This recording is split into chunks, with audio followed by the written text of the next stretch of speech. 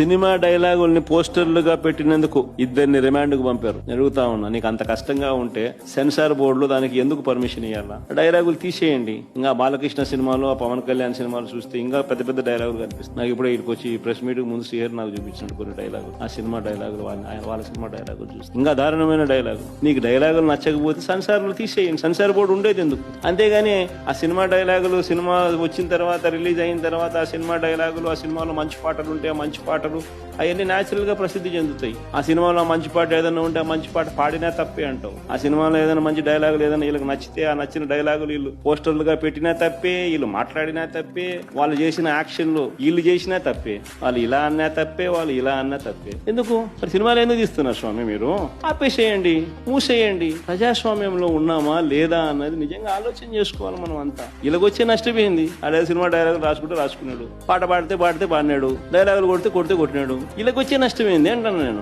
గుమ్మడికాయలు దొంగంటే భుజాలు తడుముకున్నట్టుగా ప్రతిదీ కూడా వాళ్ళు ఏమన్నా కానీ నిన్నే అన్నట్టుగా నువ్వెందుకు బాధపడతా ఉండవు?